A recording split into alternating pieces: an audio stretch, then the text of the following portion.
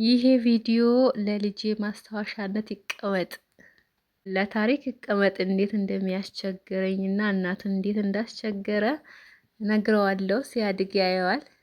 በጣም አስቸጋሪ ልጅ ነው። ብዙ ጊዜ አይተኛም፣ ከኔ ጋር አይላቀቅም። ወንድ ልጅ እናቱን አያምንም የሚባለው ነገር እውነት ነው ለካና አያምነኝም። በቃ አይለቀኝም፣ አይፋታኝም አልኳችሁ። በሱ ቁጥጥር ስር ሆኛለሁ። አሰላሙ አለይኩም ሙዶቼ፣ እንዴት ናችሁ? ደህና ናችሁ? እኔ ደህና ነኝ አልሐምዱሊላህ። ሁላችሁንም ሰላም ብያለሁ። ለእኔ ቤት አዲስ የሆናችሁ ሰዎች ሰብስክራይብ አርጉኝ፣ ላይክ አርጉኝ፣ አበረታቱኝ። እኔ ስደተኛ እህታችሁ እና አበረታቱኝ ውዶቼ። ነባር ተከታታዮቼ ውዶቼ ከልብ አመሰግናለሁ ስለምትሰጡኝ አስተያየት። ሁሌም ነው አመሰግናችሁ ወላሂ። አስተያየታችሁ በቃ ጠንክሬ እንድሰራ ነው የሚያደርገኝና ወዳችኋለሁ ውዶቼ። እና እንደ መጀመሪያ ቭሎግ ስሪልን፣ ልብስ ስታጥቢ፣ ቤት ስታጸጂ ምናምን ብላችሁኛል። ወላሂ ላዚም እንኳን ቭሎግ ለመስራት ማለት ነው ያኔ ቀልቤ ጅው ነው የሚያደርገኝ ልጁ እረሳዋለሁ። ከተኛልኝ የሆነ ሰው ምናምን ከያዘልኝ አባቱ ምናምን ሲያጫውተው ቶሎ ሰልቼ እሱ ጋር ለመሄድ ነው እና እረሳዋለሁ። ያው ልብስ ማጥቤ ቤት ማጽድቼ ጨርሻለሁ፣ ግን ለእናንተ ሳላሳያችሁ ማለት ነው። ከዛ በኋላ ነው ያስታወስኩትና ይህ ሁሉ ልብስ አጥቤ ነበረ። የእሱ የሽንት ጨርቁ ነው። ያው አጥቤ ጨርሻለሁ ውዶች ይላችኋለሁ። ኢንሻአላህ በቭሎግ አልጠፋም። እሱም ሲጠነክርልኝ ይመጣል ምናምንና ኢንሻአላህ ከዩቱብ አንላቀቅም። ሌላ ደግሞ ትላንትና በሰራሁት ቪዲዮ ማለት ነው ከሀገር ልወጣ ነው ልሰደድ ነው ምናምን ባልኳችሁ እናንተን እንደዛ ጻፍኩ እንጂ ስለ ስደት አይደለም ያወራሁት ውዶቼ፣ እንድታዩልኝ ፈልጌ ነው። በጣም ይቅርታ እና እኔ አልሰደድም ወደ ስደት አልመለስም ብዬ ነው የመጣሁት። አልሐምዱሊላህ አልመለስም። ከዚህ በኋላ ሁለት ልጆቼን ጥዬ ቤቴን ጥዬ አልሄድም። በዚሁ መሀል ልንገራችሁ፣ ክረምት ስለሆነ ሁሌ መብራት ይሄዳል እና ይሄ ስታንድ አምጥቼው በጣም ነው የጠቀመኝ። ማታ ማታ እንደ ማብራት እንጠቀመዋለን። ቤቱን ፏ ነው የሚያደርገው። አንድ ቦታ አስቀምጣችሁ በፈለጋችሁት አቅጣጫ ማሽከርከር ማዞር ትችላላችሁ እና ያኔ ይጠቅማል እላችኋለሁ። በፓወር ፓንክ ሰክታችሁ ቤታችሁን ፏ ያደርግላችኋል። እና ማብራት ሲሄድብን ማታ ክረምት ስለሆነ በጣም ይሄዳል እና መንገድ ምናምን ስለሚሰሩ ኮሊደር ስላለ ከተማው ላይ ይሄድብናል። ለዛ ጠቅሞኛላችኋለሁ። እኔ አልሐምዱሊላህ ስደት የሚወዝደኝ ነገር ያን ያክል ምንም ነገር የለብኝም። ቤቴ ጨርሼ ሰርቻለሁ አልሐምዱሊላህ። አከራይ ያለው ብያቸዋለሁ። በትንሹ እሱ የሆነ ወጪ ሸፍንልኛል። ስራ እንኳን ባልሰራ ቁጭ ብል ራሱ ቤት ስለማከራይ አይታችሁታል። ግቢን አከራይ ያለው አልሐምዱሊላህ። እና የሆነ ነገር ለሆነ ነገር ወጪ ይሆነኛል ማለት ነው። ያው የሰው ልጅ አይጠግብማ። ሁሌ ብዙ ነገር ነው የምናስበው።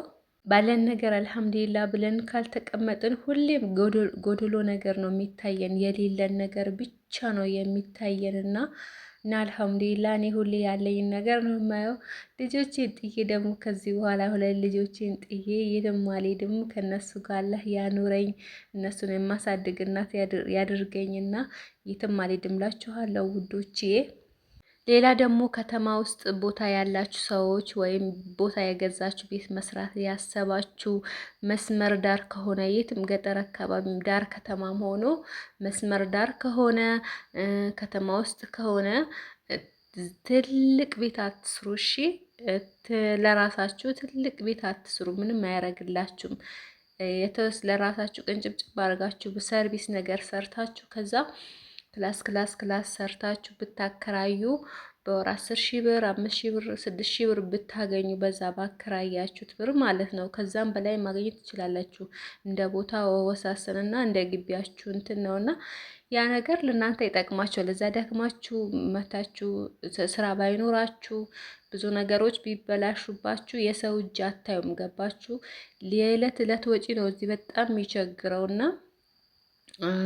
የዕለት ወጪ ማህበራዊ ብዙ ነገር አለና እሱ ነው በጣም የሚቸግረው እንጂ ይሄ ቤት ካለ በቃ ሁሉም ነገር ቀላል ነው ብዬ አስባለሁ። ግን የዕለት ዕለት ወጪ ይከብዳል። ሌላ ብር ሲኖራችሁ አንድ ነገር ለምትጠቀሙት ነገር ማለት ነው። አንዴ ከገዛችሁ ለሁለት ወር ለሶስት ወር ይሆናችኋል። ቀለብ የሚሆን ምናምን አንዴ ትገዙና ለብዙ ጊዜ ይሆናችኋል ማለት ነው። ብር ስታገኙ ከዛ አርፍ ብላችሁ ቤታችሁ ላይ ትቀመጣላችሁ። ያኔ ግን ሰብር አድርጋችሁ የኢትዮጵያን አኗኗር ስትለምዱ ነው። ከዛ ቆይተን ስንመጣ ማለት ነው የሚከብደን ነገር የኢትዮጵያን አኗኗር እኔ እስካሁን ግራ እየገባኝ ነው። ያው ሰው እያየው ጎረቤት እያየው ምናምን ሰዎች እንዴት ነው ተከራይተው በአንድ ክላስ የሚኖሩት ብዬ ያለው የእነሱን ህይወት አይቼ ከዛ አልሐምዱሊላህ ላለው እኔስ እንደዚህ ባደርግ ብዬ እማርበታለሁ። ተጣበው ይኖራሉ። ልጆቻቸውን ወልደው ደስተኛ ሆነው ይኖራሉ። የሰው ልጅ ዙሩ ዙሩ ደስተኛ ለመሆን ነው አይደል? ተሰደንም ስራም ሰርተን ብርም ስናገኝ መጨረሻው የስኬት መጨረሻ ደስተኛ ለመሆን ነው እና ባለን ነገር ደስተኛ ከሆነን ከማንም ከምንም በላይ ነን ማለት ነው። ብዙም ነገር ኖሮን እኮ ደስተኛ ማንሆን ሰዎች አለን እና ሁሉም ነገር ለደስታ ብለን ነው የምንሰራው። የምንበላው ራሱ ለደስታ ብለን ነው እና ባለን ነገር ደስተኛ ሆነን ለመኖር መሞከር አለብን እና የበታቾቻችን ማየት አለብን። ወላሂ እኔ ግቢ ላይ በአንድ ክላስ ተከራይተው ጽድት ብለው ፏ ብለው ምናምን የሚኖሩ አሉ። በሁለት ሁለት ክላስ እንደዚህ ትንሽ በቃ አምሮባቸው ልጆቻቸውን እያስተማሩ ምናምን ይኖራሉ እና እነሱን ሳይ እኔ አልሐምዱሊላ እላለሁ። ቢያንስ እኮ እኔ አከራያለሁ እንደዚህ እላለሁ ምናምን እላለሁ እና የበላያችን ካየን ግን ሁሌም በቃ አንጠግብም። ወላሂ በተለይ ደግሞ እኛ መዳን ቤት ብዙ ቆይተን የመጣን እጃችን በሰፊ የለመደ ትልቅ ነገር ብዙ ነገር ያየን ሰዎች እዚህም ስንመጣ እንደዛ አይነት ህይወት ሊኖረን እንፈልጋለንና እሱም መቼ የማይሆን ነገር ነው። ወላሂ በተለይ ለብቻችን ምንሰራ ለብቻችን ያኔ ባል የባል ማያግዘን ወይ ባል ከተሰደደ ጠንካራ ወንድ ከሆነ እዚህም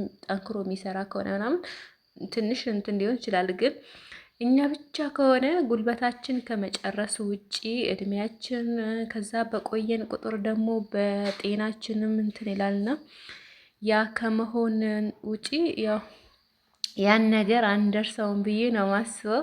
እና ቤት ካላችሁ ውዶቼ ልጆቻችሁን ጥላችሁ ሄዳችሁ ነው ሰብሰብ ብላችሁ ተቀመጡ፣ ትለምዱታላችሁ። ወላሂ ደስተኛ ከሆናችሁ ቆሎን በልታችሁ ትኖራላችሁና